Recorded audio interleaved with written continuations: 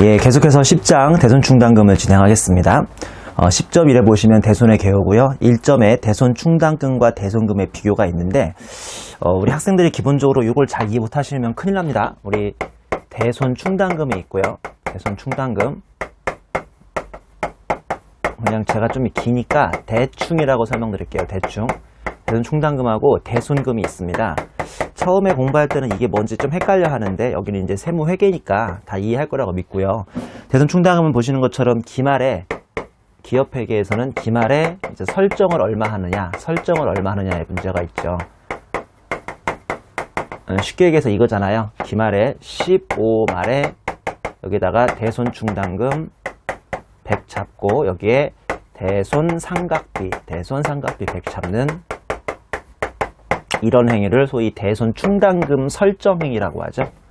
자, 이게 세법상은 무슨 문제가 있죠? 세법상은 그놈의 한도 초과 문제가 있습니다. 한도 초과 문제. 다 아시죠? 한도를 몇 %예요? 맥시멈으로 1%하고 대손 실적률 중에 큰 금액이잖아요. 그렇죠? 이건 당연히 암기하셔야 하는 공식이고요. 그 다음에 대손금은 뭐냐면 16년 중에 예를 들어서 매출채권 A라고 할까요? 매출채권 A, 거래처 A가 부도가 나거나 파산 등이 나가지고 아니면 소멸시효 3년이 경과해서 매출채권을 없애고 여기다가 대손 충당금을 제각하는 행위를 얘기하는 거죠. 이걸 소위 제각이라고 실무에서 하죠. 제각 또는 write off. write는 쓴다, off는 지운다 해서 지운다는 뜻이에요. write off 뭐 이런 식으로 얘기하는데 이건 기업회계에서 무슨 문제가 있느냐? 보시는 것처럼 차기 기중에 제각 문제가 있죠. 차기 기중에 얘를 이제 제각하는 문제가 있습니다. 세법에서는 무슨 문제가 있죠? 세법에서는 이게 아주 중요한데요. 실은 이거는 웬만하면 맞춥니다. 이제 1%는 것도 웬만하면 맞추는데 세법에서는 이게 세법상 인정되는 대손사유 충족 문제가 있죠. 세법상 인정되는 대손사유 충족 문제가 있습니다. 한마디로 이게 일단은 신고 조정 으로 대손을 제각할 수 있는 사유냐 아니면 결산 조정으로 대손을 제각할 수 있느냐, 세법상 대손 사유 충족 문제가 있습니다. 자, 이렇게 큰 그림만 잘 그려놓으시면 뜻밖의 대손 충당금이 아주 헷갈리거나 그런 규정이 아니라는 게 문제 풀다 보면 아마 아실 거예요. 2점 보시면 대손 충당금과 대손금의 사례 있는데 이거는 이례독을 위해서 제가 준비해 놓은 거니까 설명하지 않겠습니다. 120페이지 3점에 대손 충당금의 보충법하고 총액법이 있는데요. 한마디로 기업회계에서는 차이만 추가 설정하는 보충법을 하고 있는데 우리 세법에서는 총액법을 하고 있습니다. 근데 이런 거는 하나도 중요하지 않고요. 결론이 그 T계정 옆에 박스에 모여 있는데 동그라미 1, 한도 초과 계산 시 일반적인 방식인 회사 설정 빼기 한도로 비교하면 안 되고요. 기말 빼기 한도로 비교한다는 게 첫 번째 특이점. 동그라미 2번에 만약에 기초금액에 전기 한도 초과로 송금불산이 뮤보금액이 포함되어 있으면 만약에 그런 게 아니라 시험 문제에서 언제나 포함되어 있죠. 그럼 보자마자 반대 조정으로 한번 없애주면 되죠. 보시는 것처럼 이 금액이 포함되어 있으면 이를 무조건 환입, 송금산입 마이너스부를 해주셔야겠습니다. 이거는 2차 시험에서 만약에 그 계산 문제에 나오면 반드시 부분 점수 1점을 맞을 수 있는 점수니까 그냥 무조건 반대 조정으로 송금 산입을 해주면 되겠네요. 4번 보면 세법상 간편법의 회계 처리라고 되어 있는데 양가로 1번 대손 발생 시 기업회계가 대손 충당금 감소 또는 대손 상각비로 계상했어도 세법은 그냥 대손금 즉 비용 송금으로 분류하는 거죠. 요거예요. 요거 차기에 제각할 때 대손 충당금 잡아놓은 거 없애나 아니면 이게 없다고 치고 대손 상각비를 그냥 다시 잡으나 어차피 차변이 움직이는 거 아니에요. 대변의 자산 하나 감소하고 차변이 움직이는 거니까 이거는 비용 즉 송금의 효과가 있는 거죠. 왜냐하면 그 차변이 움직이는 거니까. 그리고 양가로 이번 채권 회수시 실무에서는 내가 작년에 에라 모르겠다 나 떼었구나 라고 해서 제각한 채권이 다음 해나 그 다음 해에 다시 막 살아가지고 복원이 돼가지고 회복이 돼서 이렇게 다시 내가 돈으로 받는 일은 없다고 보시면 됩니다. 이런 일은 없어요. 그러니까 망한 놈은 끝까지 망하는 건데 우리 수업 목적으로 이렇게 말도 안 되는데 채권이 회수된다고 가정되는 경우가 왕왕 있죠. 보면 밑에 있는 표에는 가운데 세로가 전기 대손 처리, 오른쪽 세로가 단기 채권 회수시죠. 보면 전기 대손 처리할 때 기업회계가 차변에 대손 충당금을 없앴든 대손 상각비를 잡았든 그냥 세법은 에라 모르겠다 이 송금이구나 라고 이해하시면 되고요. 오른쪽 세로표에 의하시면 내년도에 그러니까 단기에 이거를 100원을 회수해서 기업회계가 대손충당금 없앴던 것을 다시 증가시키고 나머지 30은 기타 수익으로 잡든 말든 세법은 그냥 이번에는 대변이 움직였으니까 환입액으로 해서 수입으로 잡히니까 이것만 잘 기억하시면 기업회계가 한마디로 제각했으면 송금 인정, 만약에 대손사유가 충족했다면, 그리고 환입했으면 그냥 입금 인정이라고 보시면 되겠네요. 121페이지에 10.2의 대손충당금 한도가 나오는데요. 뭐 이거는 이제 세무회계 됐으면 당연히 완벽하게 암기하셨겠죠. 보면 결론적으로 세무상 기말 대손충당금 설정 대상 채권자에게 설정률을 곱합니다. 설정률. 여기서 세무상 기말 대손충당금 설정 대상 채권자액을 구하는 것도 힘든데요. 그 밑에 뭐라고 되어 있냐면 T상 기말 대손충당금 설정 대상 채권자액은 기업회계의 채권자액에서 빼기 4대 설정 제외채권, 좀 있으면 바로 배우는데요. 그걸 빼신 다음에 플러스 마이너스 유보를 다 일일이 고려해 주셔야 한다는 거죠. 그리고 동그라미 2번 설정률은 맥시멈 1%와 대손 실정률 중에 큰 금액인데, 보시는 것처럼 분모분의 분자 보시면 대손 실정률은 전기말 잔액입니다. 단기말 잔액이 아니에요. 전기말 잔액, 그것도 기업회계 잔액이 아니라 세법상 전기말 잔액분의 단기 중 세법상 실제 대손 처리한, 이렇게 대손 처리한 대손금에서 이걸 대손 실정률이라고 하죠. 왜 제가 전기말분의 단기로 해야 한다고 했죠? 개론 시간에 그런 얘기 많이 했었는데, 여러분 이 제각이라는 게 뭡니까? 이 제각이라는 게 전기, 전전기 막 2년 전, 3년 전, 4년 전부터 회수를 못하고 가슴앓이 하고 소갈이 하던 것을 이번 기회에 없애버리는 거잖아요. 그러니까 결론적으로 뭐를 없애는 거예요? 단기말 채권을 없애는 거예요? 아니요, 그게 아니라 전기말까지 쭉 부족되어 있던 악성 채권 중에 단기에 실제로 대손으로 없애버리는 거, 이걸 실무에서는 속된 말로 까버린다, 떨어버린다고 하는데, 이 까버리거나 떨어버리는 비중을 구해야 하니까 전기말 채권분의 단기 대손입니다. 그리고 다 세무상 개념이고요. 그 밑에 주에 보시면 설정 대상 채권의 범위라고 해서 개별적인 채권, 매출 채권, 미수금, 대여금 등의 회수 가능성을 고려하지 않으므로 손상이 발생하지 않은 채권, 예를 들어서 국가에 대한 채권처럼 반드시 회수할 수 있는 채권도 대손충당금 설정 가능하다고 되어 있죠. 단 설정 제외 채권은 빼라고 되어 있습니다. 일단 중요한 것은요, 우리 매출 채권에만 대손충당금을 설정할 수 있는 게 아니에요. 남한테 받을 수 있는 돈인 미수금, 대여금, 선급금 다 가능하거든요. 그러나 설정 제외 채권은 제외하라고 되어 있네요. 예를 들어서 동그라미 1번 특수가인개인 업무무관 가지급금, 동그라미 2번 보증채무 대입변제 구상채권, 동그라미 3번 부당행위 계산 시가초과 채권, 동그라미 4번 할인얼음하고 배서 양도업은 다 제외하라고 되어 있는데, 그게 무슨 말씀인지는 그 내용에 다 나와 있습니다. 내용을 보시면 뭐 특수관계인 업무무관 가지급금은 특수관계인에 대한 업무무관 대여금이어서 페널티 성격이라고 되어 있고, 그 다음에 보증채무 대입변제 구상채권은 뭐 계열사 간 지급보증 관행 등이라고 되어 있는데, 지금 세무회계 시간에는 이게 내용까지, 그러니까 이유까지 알 필요 없고요. 설정 제외 채권만 잘 기억하시면 되겠습니다.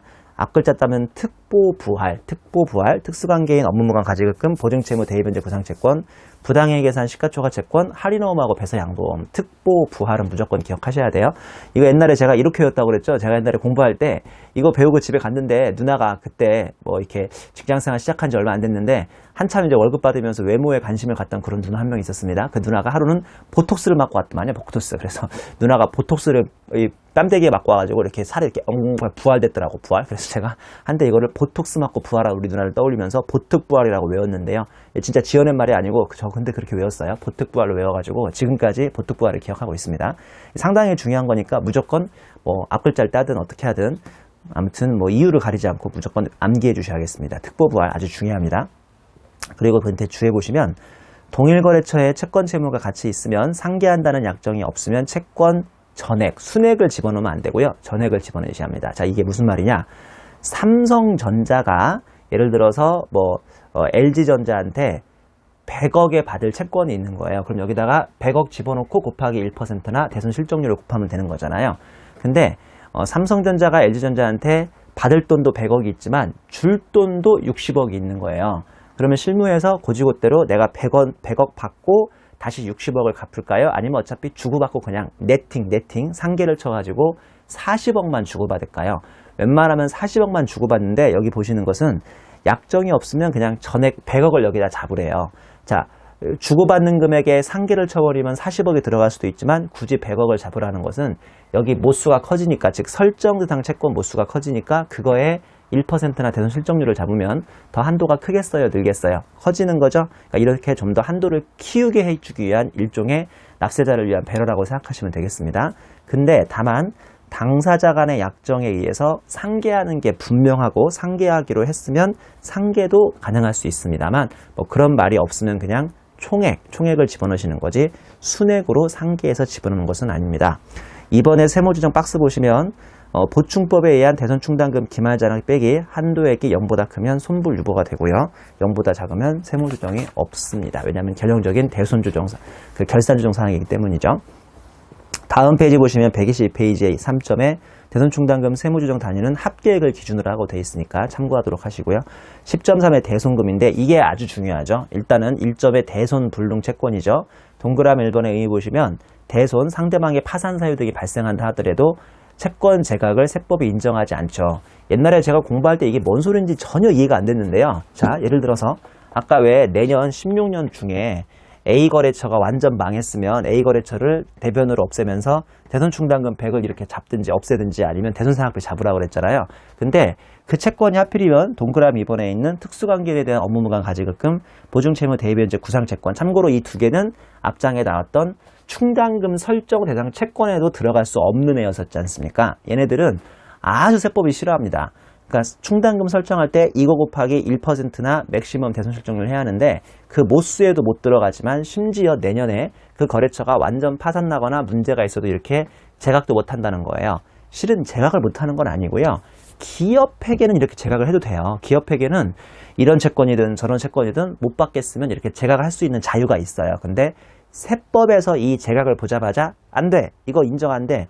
너 왜 이런 냄새나는 채권을 제각해서 이쪽에 송금, 비용을 인정받으려고 하는 거야 라고 해서 송금 불산입을 해버린다는 거죠.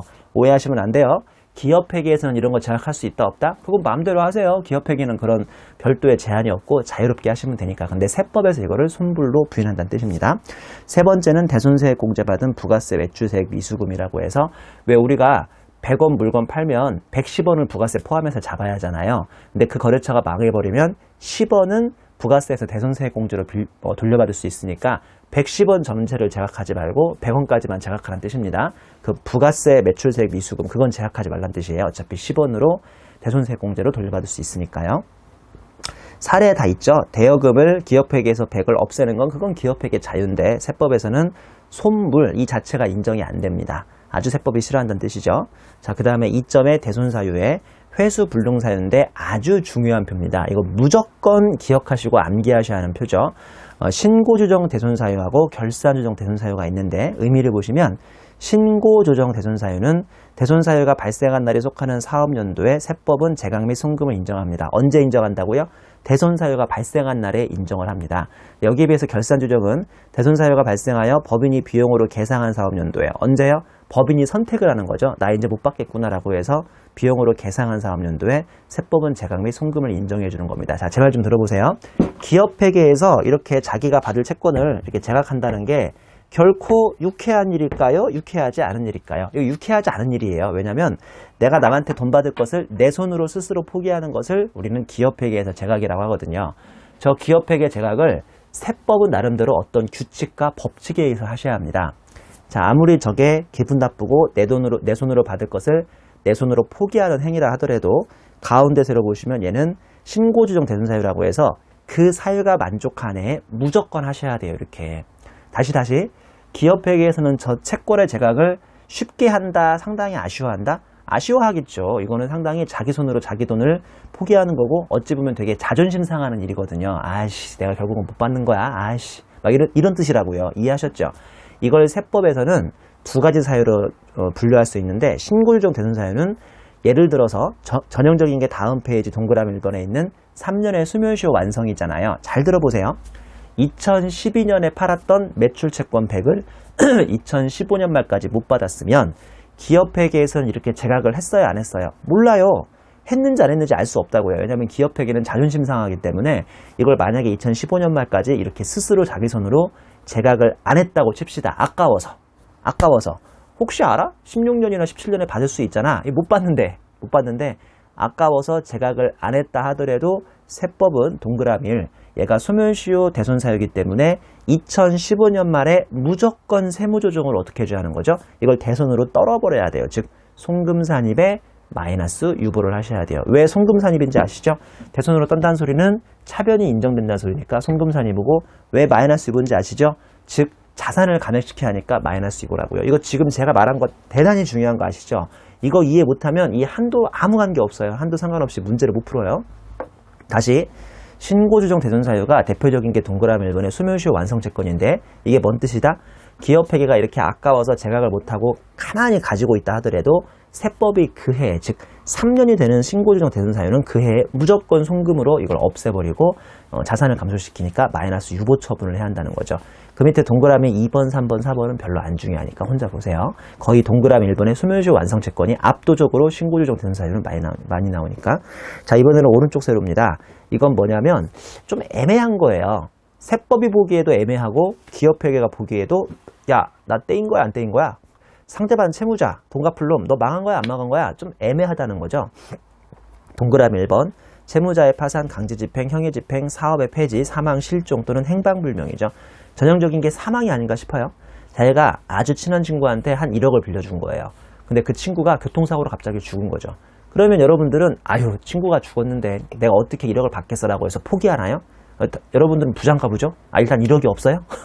뭐 아무튼 이게 아무리 부자고 아무리 친구라고 해도, 그래도 걔가 죽었어도 너무나 가슴 아프다고 하도 가서 걔 이제 장사 지낼 때, 그러니까 그 초상식 가서는 뭐 나름대로 예의를 갖춘 다음에 한 걔 죽은 다음에 한 달이나 두 달 후에 가족들이 좀 진정됐을 때 나는 걔 와이프나 뭐 걔네 아들 딸을 찾아가 보겠어요.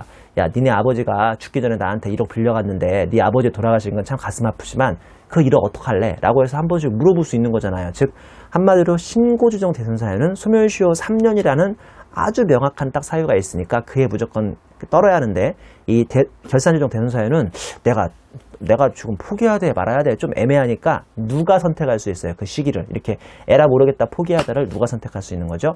기업회계가 선택할 수 있는 겁니다. 근데 기업회계가 안 떨었으면 세법이 막 마구마구 송금산입으로 떨어야 합니까? 그런 게 없다니까요. 얘는 기업회계를 기다려줍니다. 단 기다리다가 몇 년이 지나면 3년이 지나면 별 수 없이 가운데 세로인 신고조정 대손사유로 오니까 그에 무조건 송금산입으로 떨어버려야 합니다. 이거 상당히 중요합니다. 동그라미 2번 부도 발생일부터 6개월 경과죠.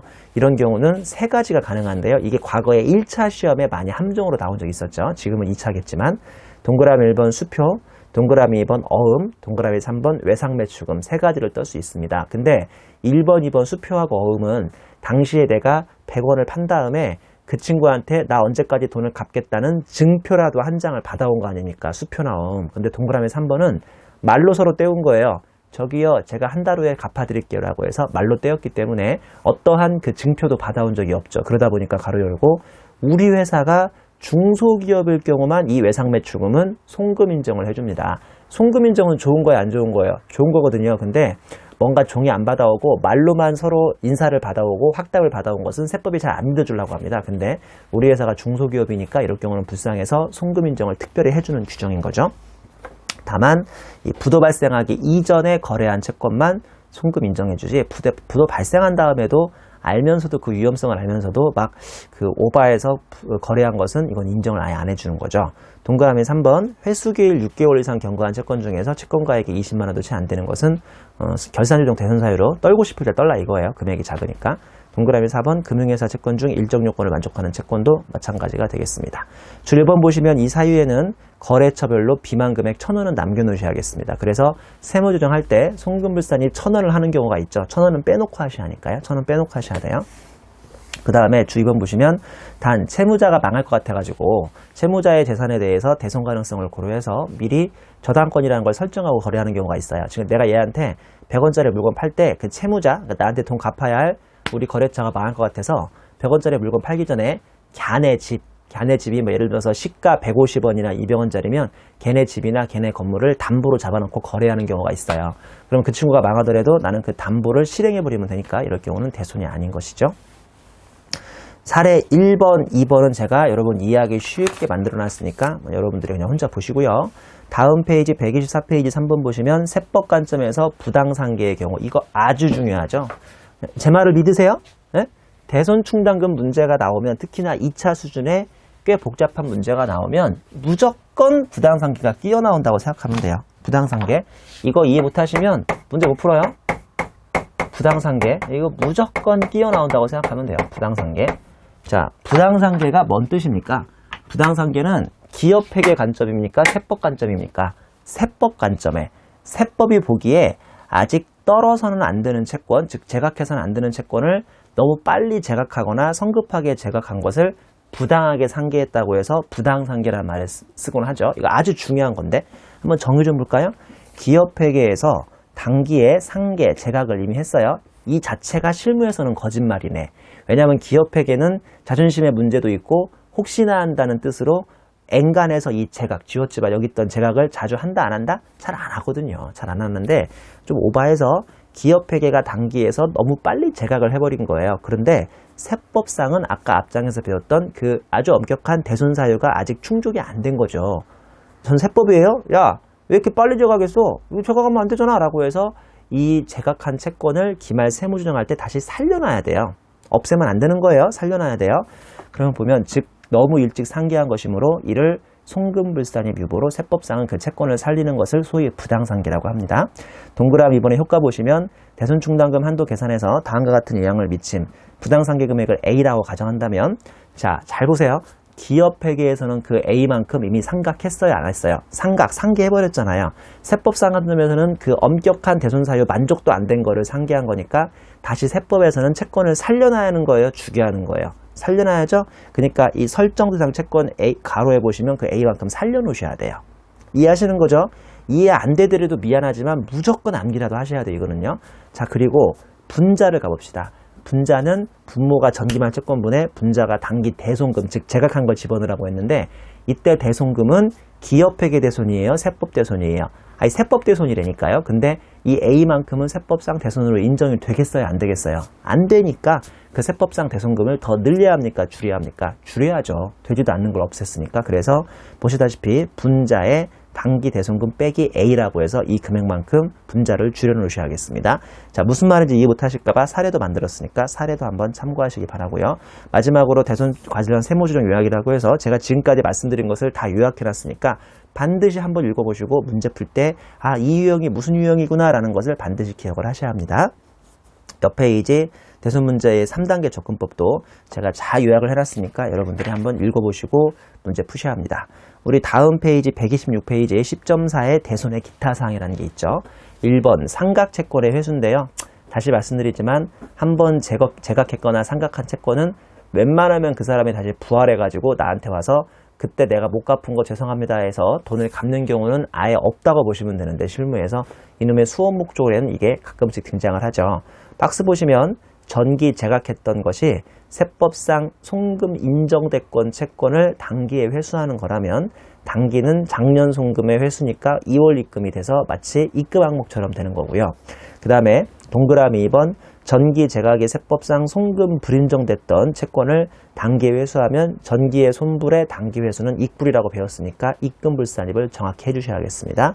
그 꽃표시 보시면 예전에 제가 21페이지에서 얘기했던 대응논리의 일종으로서 전기 송금은 단기 입금이요, 전기 손불은 단기 익불이 되시겠습니다. 사례도 풀어보시면 됩니다. 제가 지금 구도를 설명하게 다 있으니까.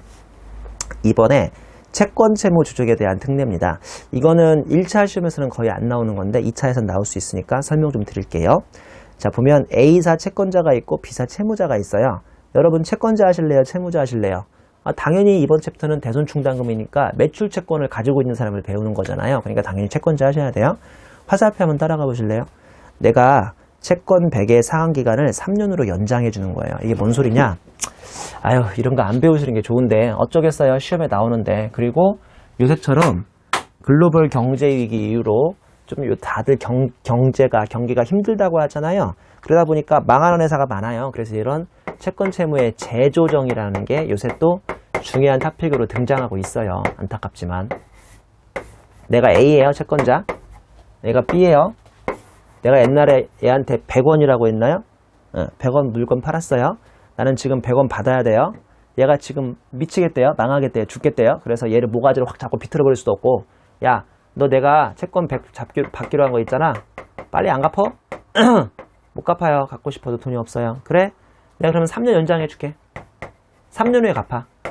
내가 지금 너 모가지 잡고 확 빌고 싶은데 그럼 너가 죽잖아. 그러니까 내가 너 3년 동안 기다려줄 테니까 빨리 사업 정상화해서 3년 후에는 갚아 라고 한 거예요.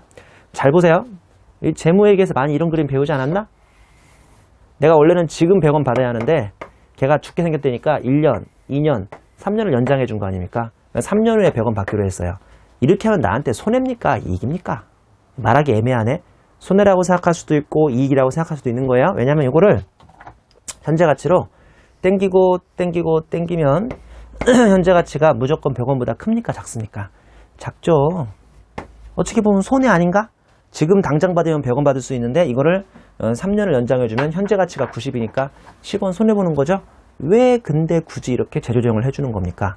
왜냐하면 지금은 B가 완전 개차반이니까. 그러니까 B는 전혀 상한 능력이 없으니까 얘를 목 잡고 삐뚤어버리면 뭐합니까? 죽는데. 그래서 그냥 3년 동안 여유있게 내가 인정해 줄 테니까 너가 3년 동안 사업을 정상화해서 3년 후에 갚아라 이 뜻이거든요. 그러니까 내가 결국은 100원 포기하느니 3년 후에 90원이라도 받자고 생각하면 이득인 거고, 그게 아니라 지금 100원 받아야 하는데 3년 후 100원이면 현재 가치로 할인하면 90원밖에 안 되니까 손해보는 거고.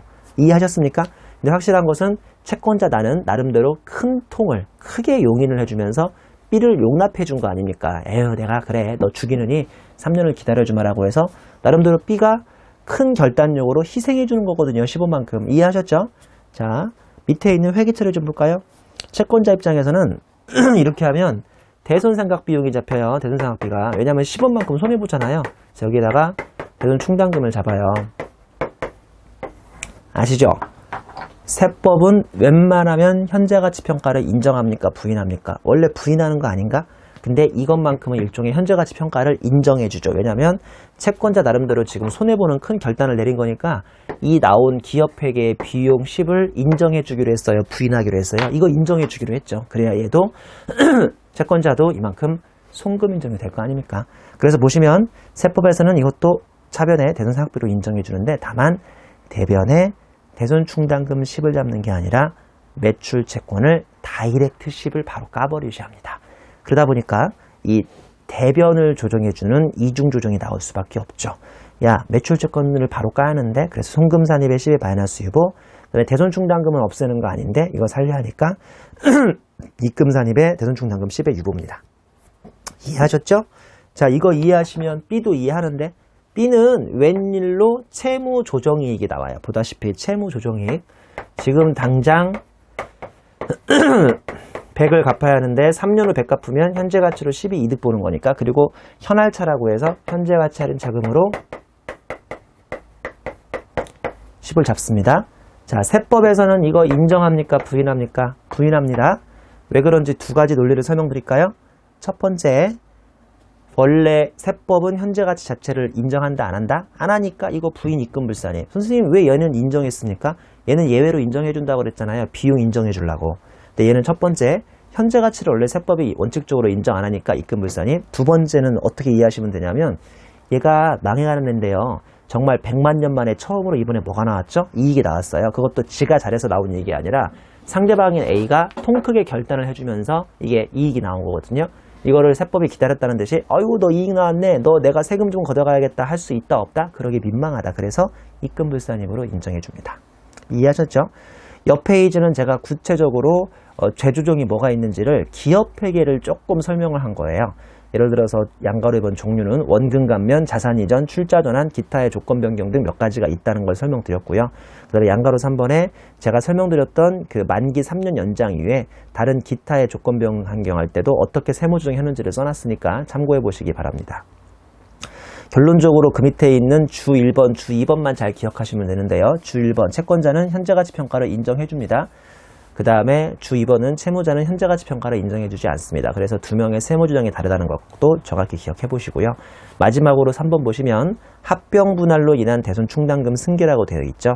내용을 볼까요? 대손충당금을 송금에 산입한 내국법인이 합병이나 분할한 경우 그 법인의 합병분할 등기일 현재의 해당 대손충당금 중 합병법인 등에게 인계한 금액은 그 합병법인 등이 합병 등기일 또는 분할 등기일 원래부터 가지고 있는 대손 충당금으로 보라고 되어 있네요. 이 말 이해하시는 거예요?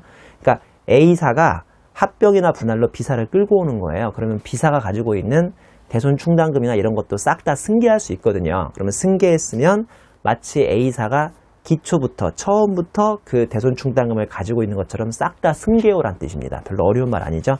물론 유보도 다 승계오시는 거예요. 양가로 2번 효과를 보시면 동그라미 1번 피합병 법인으로부터 승계한 대손 충당금은 화살표 보시면 합병 법인이 마치 처음부터 가지고 있었던 것처럼 그냥 기초 대손 충당금에 가산해 버리시면 되고요. 동그라미 2번에 피합병 법인으로부터 승계한 한도초과 즉 대손 충당금 부인액도 있을 텐데 그것도 가져오시면 되죠. 화살표 보시면 합병 법인이 마치 처음부터 가지고 있었던 것처럼 전기 2월 대손 충당금 부인액에 가산하셔서 얘도 뭐 그러면 결론적으로 자동 조정, 반대 조정으로 작년에 받은 송금불산입이 입금불산입 마이너스 수입으로 자동 반대 조정이 되시겠습니다. 여기까지 해서 제가 간략하게나마 이론 요약을 해드렸으니까요. 이론 요약을 토대로 해서 일단 문제를 풀어보도록 하겠습니다. 이론도 중요하지만 세무에이션은 문제가 중요하니까요.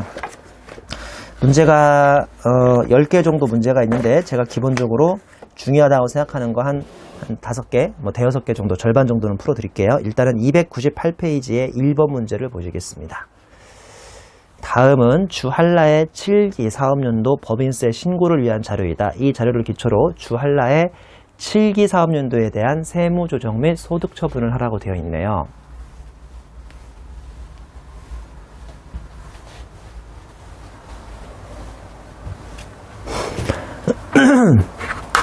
T계정 나와 있죠? 보시다시피. T계정이 아니라 소득금 조정 합계표. T계정처럼 생긴 소득금액 조정 합계표가 나와 있습니다. 입금산입, 송금산입. 자, 제가 대손충당금 강의하고 문제 풀 때는 여기다가 전기 걸 해드린다. 전기 거. 이게 전기.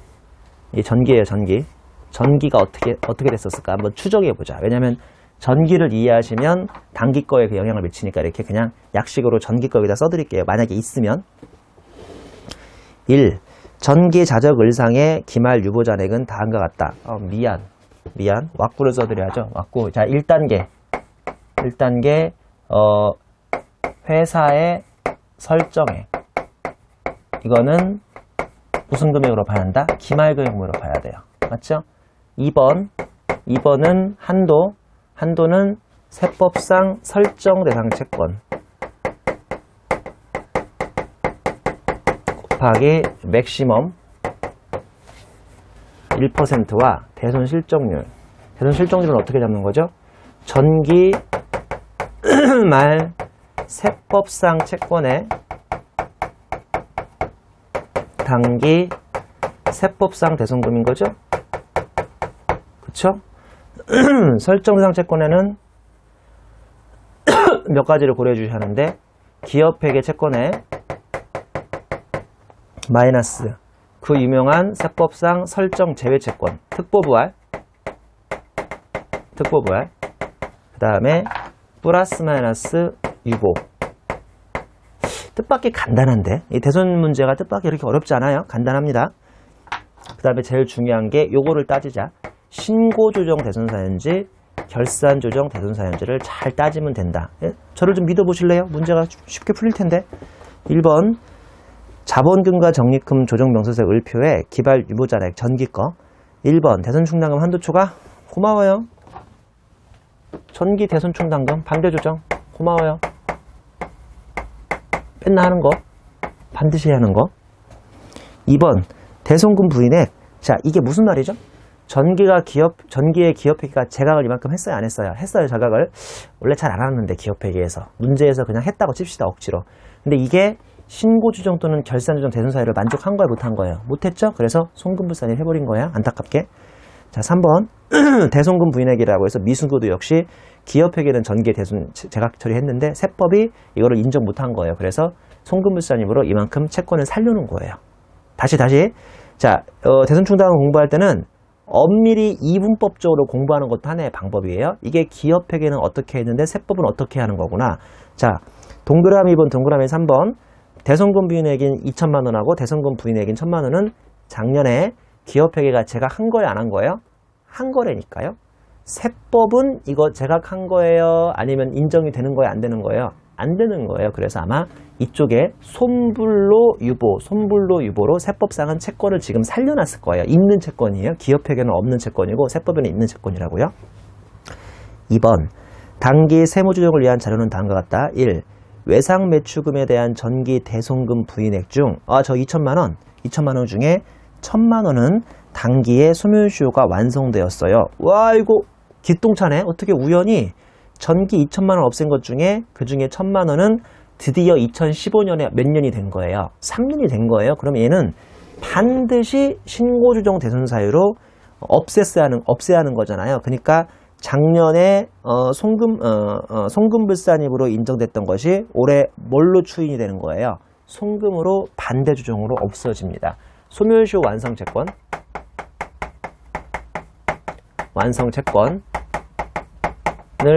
1,000만 원처럼 전기에 대한 반대조정. 전기에 그 대손 부인된 채권 중에서 외상매출금, 미수급이 있었죠? 외상매출금.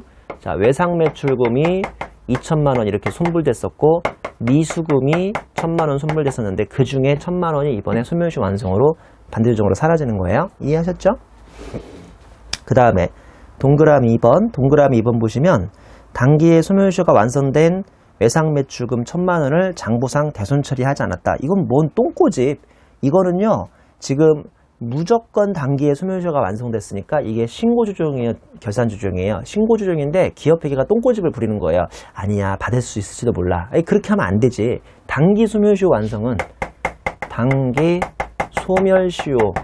완성은 무조건 없애는 거야지. 너 왜 그래? 라고 해서 우리가 알아서 없애줘야 하는 거예요. 이거 잘 이해하셔야 한다니까요. 이 사유가 신고조정인지 결산조정인지. 됐죠? 동그라미 3번.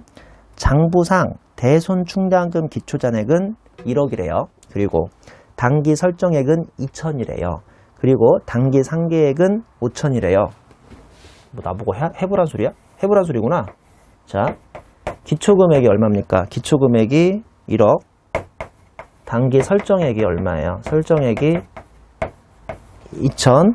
그 다음에 상계액은, 이거 상계액, 감소액이 5천. 그러면 기말금액이 얼마야? 기말금액이 7천이죠, 7천. 이거 나보고 해보란 소리네. 그래서 7천을 대손충당금을 여기다 잡아야 돼요. 아니, 설정 기말잔액을 여기다 잡아야 돼요, 7천을. 그리고 동그라미 3번. 당기 대손충당금, 아니지. 이거 상계액 5천만 원. 요거는 당기 대손금은 모두 대손 요건을 구비한 채권을 상계한 것이다 라고 되어 있네요. 잘 됐구만. 그리고 6번에 당기 대손 충당금 송금 한도액은 6천이다. 갑자기 너무 쉽네. 이거 6천을 줘버렸네요. 그냥 6천을. 그러면 세무조정으로 한도 초과가 1,000만 원의 유보가 나오겠네요. 맞죠? 1,000만 원의 유보가 나옵니다. 그러면 여기다가 일단은 송금불산입 당기 대손 충당금 한도 초과 1,000만 원의 유보가 나옵니다.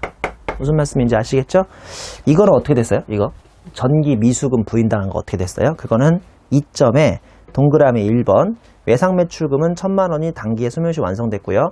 미수금은 전기 대손금 부인액 중, 즉 1,000만 원 중에, 즉 송금불산입 1,000만 원 중에 500만 원이 당기에 회수됐으니까 전기 손불의 당기 회수는 입불해야 하는데 아무것도 모르는 기업회계는 영업의 수익을 했으니 이거를 입금불산입, 송금산입, 입금불산입으로 전기 회수된 미수금 또는 회수채권 편한 대로 쓰시면 돼요. 회수채권은 500만 원의 마이너스 유보로 이렇게 하면 되겠습니다. 이해하시는 거죠? 자, 이렇게 해서 1번 문제는 간략하게 풀이가 완료되네요.